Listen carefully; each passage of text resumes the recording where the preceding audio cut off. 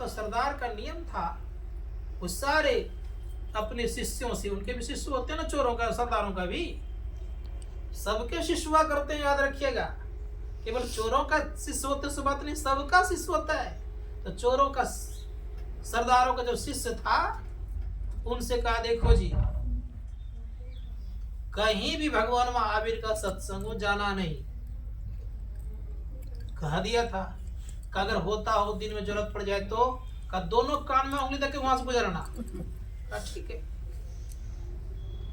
संजोग से चोरों के सरदार को 4 बेटा था, वो लोग भी चोर ही था।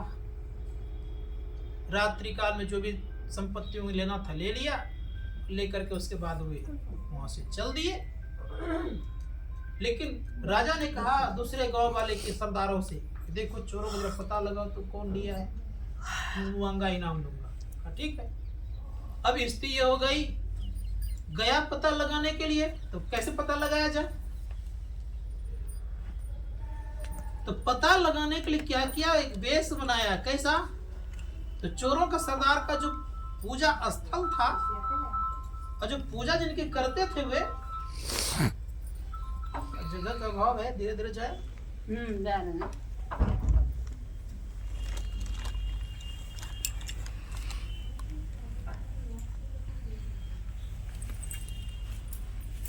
रेडी गई, बैठा नहीं देते हैं, चलो बैठा हैं?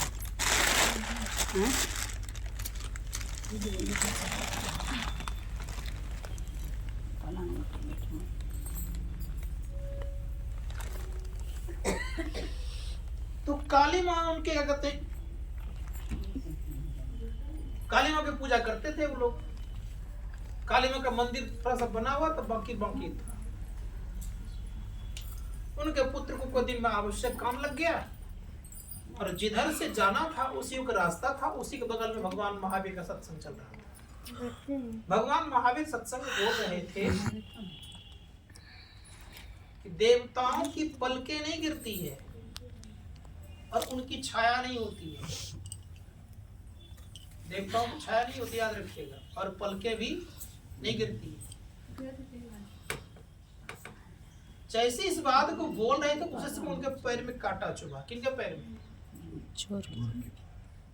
चोर के पैर में कांटा चुभा तो क्या करेगा? कान में रहेगा कि कांटा निकालेगा?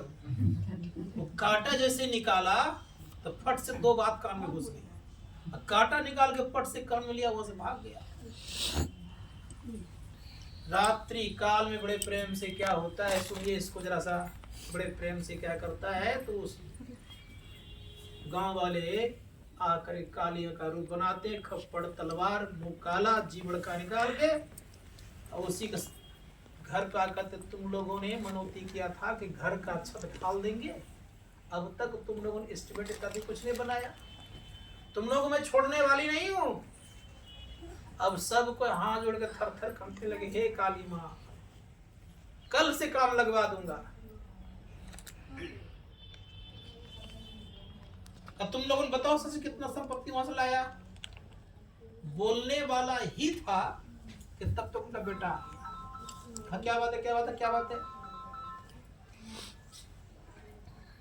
उधर से लालटेन लेके आया था, देखा कि छाया भी हो रही है और पलकें भी गिर रही है।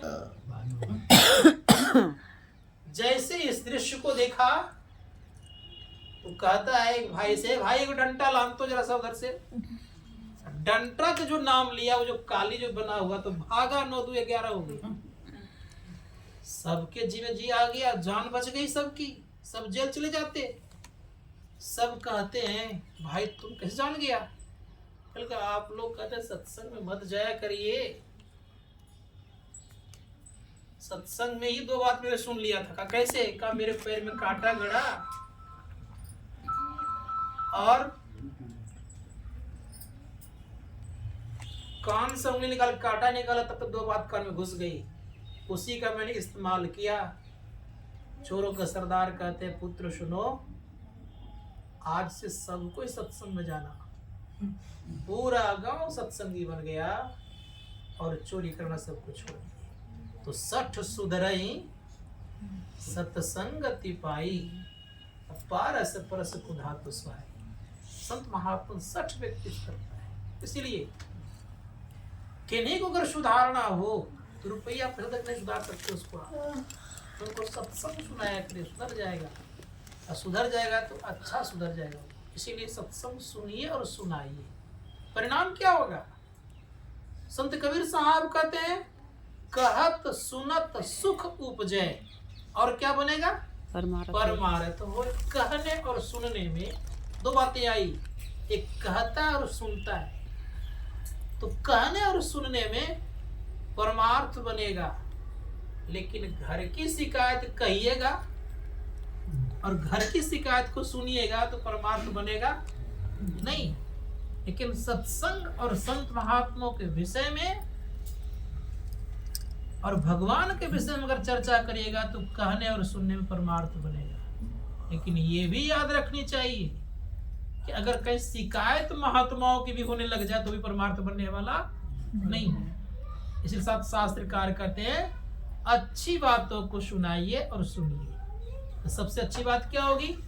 तो परमात्मा का संबंधित बातें सुनना और सुनाना, ये बड़ा अच्छा होता है। इसीलिए परमार्थ बनाना है, इससे अच्छा कोई उपाय नहीं है संसार में। तो गोस्वामी जी महाराज करें, मति कीर्ति गति भूति भलाई, जब तन जहां जय पाई, सो जानब सत्संग प्रभाव, लोक कहूं वेद न अनुपाऊं। तो मैं कह रहा था कि उनके जीवन में संपत्तियां भी आएगी, लेकिन ये भी याद रखिए उनकी भलाई भी होती है। भगवान शंकर कहते हैं कि जीवन में याद रखना कि अगर कल्याण चाहते हो तो सत्संग करो। तो सत्संग से कितना लाभ? भगवान शंकर कहते हैं, लाभ को जब उल्टाते हो ना तो लाभ को उल्टा के देखो भला होगा। इसीलिए भला अगर चाहते हैं तो सत्संग करिए और कराइए। सत्संग मन लगा कीजिए और कराइए भी। संत महात्मा आदान प्रदान करने से लोगों को सुख लगता है, इसीलिए आदान प्रदान करते रहना चाहिए। लेकिन हमारे परम पूज्य गुरुदेव कहते हैं कि सत्संग दो तरह का होता है जी। धर्म कथा बाहर सत्संग, अंतर सत्संग ध्यान अभंग। अभंग ध्यान किसको कहते हैं? और सत्संग से अभंग ध्यान होता है। शास्त्रकार कहते जब लोग अपने गुरु के अनुसार चलते हैं तो गुरु के अनुसार चलने के क्रम में एक मंत्र का जप करते हैं लोग। जाप करने से क्या होता है कि संसार, याद रखें, संसार में हम लोगों को जो भेजा है, तो संसार की सृष्टि के प्रारंभिक स्थिति बताता हूं। जैसे भगवान विष्णु के नाभि से ब्रह्मा जी प्रकट हुए तो ब्रह्मा जी पूछते हैं कि हे सर्वेश्वर, मैं कौन सा कार्य करने आया हूं? तो भगवान विष्णु कहते हैं तपस्य, अर्थात तप करो। तप करने के लिए कहा गया है, और तप के बल पर याद रखिएगा संसार की रचना हुई है। तप के बल पर विष्णु पालन करते हैं और तप के बल से सृष्टि का संहार करने वाला भगवान शिव हैं। इसलिए तप करना चाहिए। तो तप सबसे अच्छा तप कौन सा है? परम पूज्य गुरुदेव के वाणी में है कि गुरु जाप जपन साचो तप। कि जाप करते ये भी एक प्रकार का तप है, लेकिन कच्चा तप नहीं है। कौन सा तप है ये पक्का तप है, सच्चा तप है। गुरु जाप जपन साचो तप सकल कार्य सारणम। कच्चा क्या क्या है? तो परम पूज्य गुरुदेव कहते सब विषय पसारा, भव की जारा, यह में नाई आराम, प्रभु केवल साचा और सब काचा, भजो प्रभु को प्रतियाम। जब प्रभु का भजन करते हैं, गुरु को याद करते हैं, तो वही एक सच्चा काम है। अब बाकी सब के सब कच्चा है। कैसे? कहा अंतर पथ चालो, प्रभु को पालो, प्रभु बिनु नाहि विश्राम, गुरु भेद लो सारा, खोलो द्वारा, मैं ही पहुंच प्रभु धाम। कहते गुरु का भेद लेकर के क्या करना पड़ेगा? तो गुरु भेद लो सारा, खोलो द्वारा, द्वार को खोलिए। कौन सा द्वार? हम आपके अंदर में एक द्वार है, वो द्वार बड़ा कठिन द्वार है। उसी के संबंध में परम पूज्य गुरुदेव कहते हैं, गुरु खोलिए वज्र कपाट, अंधेरी सन्मुख की। हमारे आपके आगे में जो अंधकार है, इस अंधकार को खोलना चाहिए। अब वज्र कपाट क्यों नाम पड़ा? संत महात्मा कहते वज्र कपाट इसलिए नाम पड़ा कि वज्रा और चित्रा नाम करके दो नाड़ियां उस जगह प्रतिबद्ध है, इसी कारण उसका वज्र कपाट नाम पड़ा। गुरु खोलिए वज्र कपाट, अंधेरी सन्मुख की। कहाँ हम लोग हैं? कहते काया दुर्ग दुखद बंदी खाना, जाम जले अग्नि दुख की। गुरु खोलिए वज्र कपाट, अंधेरी सन्मुख की। इसी काया अर्थात शरीर में जो अंधकार है, इससे पार होना चाहिए। मानव जीवन में आने का यही एक विशेष उपाय है। क्या है? तो अंधकार से पार में जाना चाहिए। तो जो को अंधकार में पार जाना चाहिए, क्या करना पड़ेगा? पहले उन्हें तप करना पड़ेगा। कैसा तप? तो जप रूपी तप करना पड़ेगा। जिन व्यक्तियों के अंदर में चढ़ाई चाहिए, उन्नति चाहिए, उन व्यक्तियों को यह ख्याल रखना पड़ेगा कि उन्हें जप रूपी फाउंडेशन तैयार करना पड़ेगा। कितने जप करते हैं, दिन भर में कितने बार याद आते हैं गुरु मंत्र, ये निर्णय करना आपके अंदर में है। जिनके जितने अच्छे जप होते हैं, उनका उतना ही एकाग्रता बढ़ती है। और जिनके जप नहीं हुआ करते हैं, तो घंटों बिता देते हैं, तभी उनके हाथ में कुछ आता नहीं है। इसलिए जप कीजिए। जप करते रहेंगे तो निश्चित याद रहे, गुरु मूर्ति आपके सामने दिखते रहेंगे। और जब गुरु मूर्ति हरदम दिखते रहेगा, तो दृष्टि योग करने में उनको ज्यादा कठिनाई नहीं होगी, आसान हो जाएगा। इसीलिए गुरु मंत्र जपते रहिए। अब गुरु मंत्र में ताकत है कि गुरु मंत्र अगर ठीक ठीक जपते हैं लोग, तो जपते जपते जपते जपते गुरु मूर्ति सामने आने लगता है मंत्र जपने पर। और जब गुरु मंत्र जपने पर गुरु मूर्ति सामने आने लग जाए बराबर, तब समझिएगा आपका मंत्र सिद्ध हो गया। बात समझ आई? अर्थात मंत्र सिद्ध तब होता है जैसे आपने गुरु को पुकार किया, गुरु के सामने प्रकट होने लग गया, तो आपका मंत्र सिद्ध हो गया। ऐसी अवस्था होने लग जाए, तो समझिएगा मेरा मंत्र सिद्ध हो गया।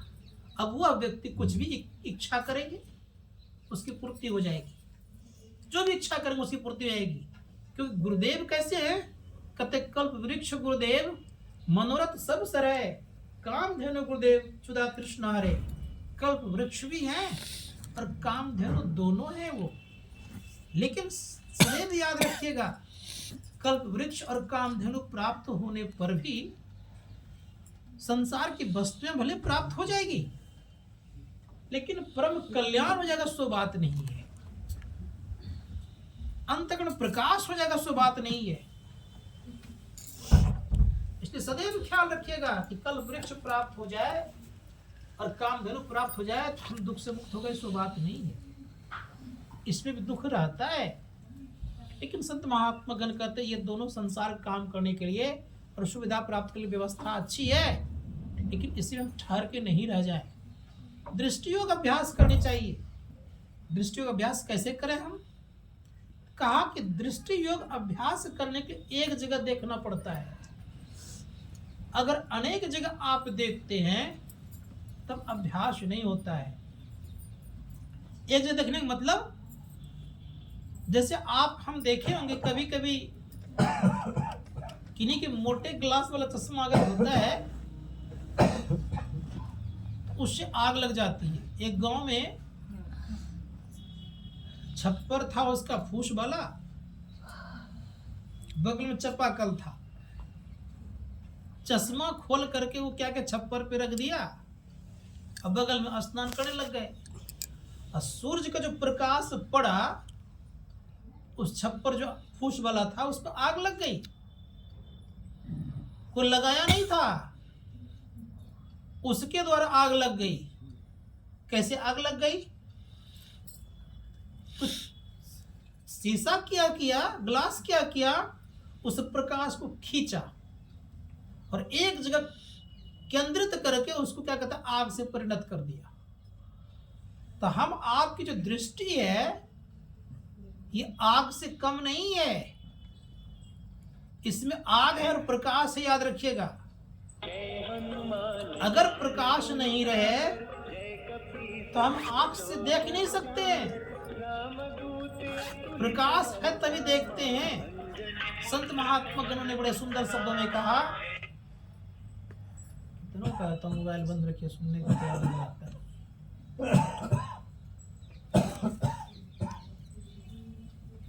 तो प्रकाश होने के कारण हमारी दृष्टि टिकित प्रकाश का उदय होता है। तो जिस रंग की स्याही होती कलम में उसी रंग की रेखा बनती है।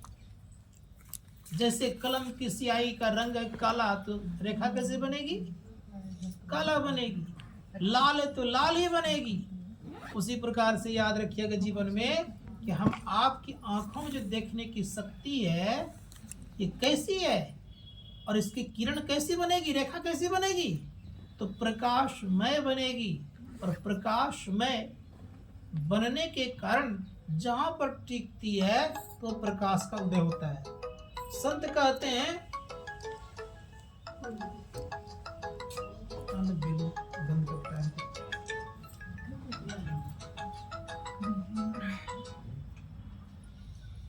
फोन बंद कैन कर लेते हैं।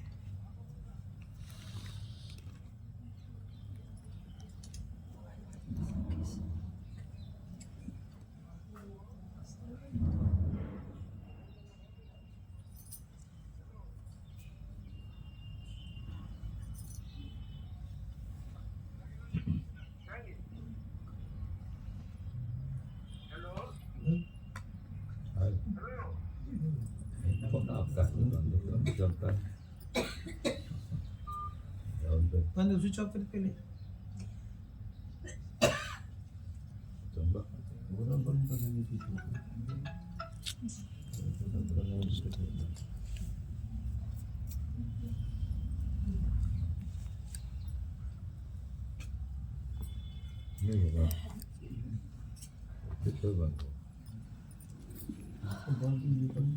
पूरा मोबाइल उठा के लिया है।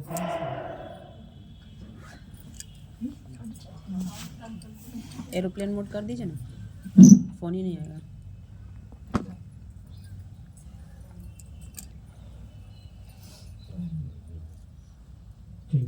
खत्म कर रहा हूँ, हम तो चलने के लिए तैयार हैं, आप लोग चलिएगा तब ना।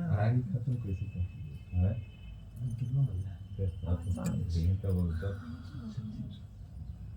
हम खत्म के लिए तैयार हैं, हम चलने के लिए भी तैयार हैं। आप लोग चलिए बढ़िया से, तब तो आप लोग हरदम डिस्टर्ब करते रहते, कितना चले हम, बोलिए। किसी का सब 1 घंटा मोबाइल बंद रहा, किन्हीं का मेरा तो बंद रहा, वहाँ गया आपको डिस्टर्ब नहीं, वहाँ से आवाज आती थी सर, मैं वहाँ नहीं, हम तो उठते नहीं थे। बोलिए प्रेम से श्री सद्गुरु महाराज की जय। तो मैं कह रहा था कि जिस तरह से हमारे आंख में रेखा है वो रेखा प्रकाशमयी है, और जहां पर टकराती है वहां क्या उदय होगा, प्रकाश ही होगा। इसलिए संत महात्मा गण कहते हैं, एक जगह देखने से दोनों दृष्टि की धारें जुटती है, अनेक जगह देखने से नहीं। एक ही जगह देखते देखते कैसे देखा जाए, संत महात्मा गण कहते अधिक दूर भी देखना और अधिक नजदीक भी देखना, ये दृष्टि दोष के कारण होता है। जैसे उदाहरण देता हूं मैं आपको, किन्हीं को नजदीक दिखाई पड़ती है तो क्या बोलते हैं, निकट दृष्टि, निकट दृष्टि है। अब दूर वाले को दूर दृष्टि, दूर दृष्टि है। अब दूर भी नहीं दिखे तो क्या बोलते हैं कि दूर दृष्टि दोष लग गया इनको, और निकट क्या मतलब निकट दृष्टि दोष लग गया। ये दोनों दोष नहीं रहे, मतलब कि निकट भी देखने की हमें जरूरत नहीं है, दूर भी देखने की जरूरत नहीं है। तो कहाँ देखना है, तो गुरु संकेतिक जगह पर अगर देखते हैं तो देखते देखते संत महात्मा गण कहते हैं कि उनके जीवन में याद रखिएगा, देखते देखते आप ही आप बिंदु झलके पट गिरा निर्गत, अपने आप देखते देखते ऐसा नहीं केवल आंख बंद कर लिया, कुछ करे नहीं भीतर में, तब भी नहीं दिखेगा, याद रखिएगा।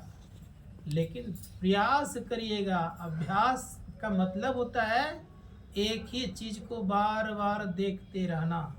और जब एक ही चीज को बार बार देखते रहिएगा तो प्रारंभिक स्थिति जो होगी आपके जीवन में, तो मिट्टी तत्व दिखाई देगा सर्वप्रथम। किन्हीं किन्हीं की अच्छी साधना होती है तो उससे और ऊपर कुछ देखते हैं लोग। तो मिट्टी तत्व का रंग होता है पीला। संतों ने कहा दूसरा रंग होता है जल का, उसका रंग होता है लाल। तीसरा होता है काला। चौथा होता है अग्नि का रंग है काला। चौथा होता है आपका वायु। हरा। और पांचवा होता है सफेद। संत महात्मा गण कहते हैं कि अगर व्यक्ति के अंदर में ये पांचों रंग दिखाई पड़ता है, समझिएगा हमारी कुछ न कुछ तरक्की हो रही है। मेरा भाई कहती है पचरंगी झालर सोहे, शुभ है आज घड़ी। उसके दिन शुभ होते हैं। इसीलिए 5 तत्वों का रंग देखना चाहिए और दिखना चाहिए। अब इसको देखते देखते इसी में अटक जाए सो बात भी नहीं है, इससे आगे बढ़ना चाहिए। क्या इससे आगे बढ़ने का उपाय है? तो गुरु महाराज कहते हैं कि ज्यों ज्यों दृष्टि टिकती है त्यों तो उसके अंदर में अच्छी से अच्छी स्थिति होती जाती है। गुरुदेव की वाणी में है पीली नीली लाल सफेदी, स्याही सन्मुख आता है, छट छट छट छट बिजली छटके भोर का तार दिखाता है। भोर का तार क्या हो गया? यही आपका हो गया मुख्य दरवाजा। याद रखिएगा, ये क्या हो गया? मेन दरवाजा हो गया। और मेन दरवाजे से प्रवेश करिएगा तब चंदा उगत उदय हो रवि हूँ धूर शब्द मिल जाता है। इसीलिए बिंदु चमकी आवे, पंच रंग उगी आवे, बड़े ही अजब ब्रह्मलोक तजिए 10वां द्वार की। 10वें द्वार का त्याग होने से ये सब सारी चीजें आपको दिखेंगे। इसीलिए 10वें द्वार पर गुजरिए, प्रवेश करिए। तब क्या होगा? जहां प्रकाश होता है तो संत महात्मा गण कहते हैं वह नाद की भी उत्पत्ति है, शब्द का भी उत्पत्ति है। इसीलिए कहा बिंद में तहाँ नाद बोले रैन दिवस सुहावनम। बिंदु में नाद की उत्पत्ति है। नाद कहते हैं शब्द को। शब्द का धार ऊपर से नीचे की तरफ आता है और नीचे मंडल तक आ जाता है। आता है कहाँ से? वो शब्द आता है ऊपर के मंडल से। सबसे ऊपर मंडल कौन सा है? कैवल्य मंडल है। उसके बाद कोई मंडल नहीं है। उसी को ब्रह्मांड कहते हैं। लास्ट वाला ब्रह्मांड है वो है। लेकिन ब्रह्मांड का परे का शब्द किसको कहते हैं? संत महात्मा का सार शब्द को का उसका धार नीचे तक आता है। रामचरितमानस में गुरु महाराज ने वर्णन किया है कि ब्रह्मांड के परे का शब्द जो सुन लेता है उन्हीं व्यक्तियों को निशब्द में जाना होता है। इसीलिए शास्त्रकार कहते बड़े प्रेम से हम लोग ये ख्याल रखना चाहिए जीवन में। क्या ख्याल रखना चाहिए? तो कहा गया नीचे वाले शब्द के धार को पकड़िए। ये धार ऊपर से कनेक्शन रखा रहता है। जाते जाते पकड़ते पकड़ते एक एक शब्द को पकड़ते पकड़ते नीचे का शब्द थोड़ा मोटा और भारी भरकम हुआ करता है। ज्यों जो ऊपर की तरफ चलेंगे उस शब्द में आकर्षण होता है। दरिया साहब कहते हैं चुंबक सत्शब्द है भाई, चुंबक लोक लेकर ले जाई, मृत्यु अंध जब ही छुड़ावे, चुंबक शब्द पहुंचावे, ले निकारे हो खैने पीरा, सत शब्द जो बसे शरीरा। हम आपके शरीर में वो चुंबक शब्द है, उसको पकड़ते पकड़ते क्या होता है? उसमें आकर्षण, वो खींचते जाता है ऊपर की तरफ। ज्यों ज्यों आप उसको पकड़ते जाएंगे त्यों तो आपके अंदर में मीठा से मीठा शब्द मिलते जाएगा। उन मीठा शब्दों में एक शब्द है परमपिता परमात्मा, जिसको सार शब्द कहते हैं। उस सार शब्द को सुनने के बाद इसकी क्या होती है साधकों के अंदर में? तो संतों ने कहा मन, बुद्धि, चित्त और अहंकार ये अलग हो जाते हैं, अपने अपने समष्टि रूप में विलय होते हैं। और समष्टि रूप में विलय होते ही सदैव याद रखिएगा अभंग ध्यान लगता है। कौन सा ध्यान लगता है? अभंग। इसी को भक्ति स्वतंत्र भी कहा गया। भक्ति स्वतंत्र सकल सुख खानी, बिनु सत्संग न पावहि प्राणी। ये भक्ति स्वतंत्र होता है। इसी स्वतंत्र भक्ति को करने के लिए हम आप संसार में आए हुए हैं। तो मन लगा हम लोगों को करना चाहिए और यही मुख्य उद्देश्य जीवन का होना भी चाहिए। तो 5 पार कर गया है। मैं सोचता हूँ कि अपनी वाणी यहीं पर विराम दूं और जिस कारण पे सत्संग का आयोजन रखा गया है, तो बच्चे आपको बढ़िया से आगे बढ़े। नाम क्या बताइए? सुचिता। सुचिता। खूब सुंदर नाम भी रखा गया है, सुचिता। और सुचित शब्द मतलब पवित्रता को भी कहते हैं। उसमें ता लग गया है तो विशेष और पवित्र है वो। इसीलिए मैं गुरु महाराज से प्रार्थना करता हूँ, हे परम पूज्य गुरुदेव, ये खूब आगे बढ़े, इतने आगे बढ़े कि संसार में भी नाम रोशन अपना करे, माता पिता का नाम रोशन करे, ऊंची पढ़ाई करे और भगवत जन भी करे। इन्हीं शुभकामनाओं के साथ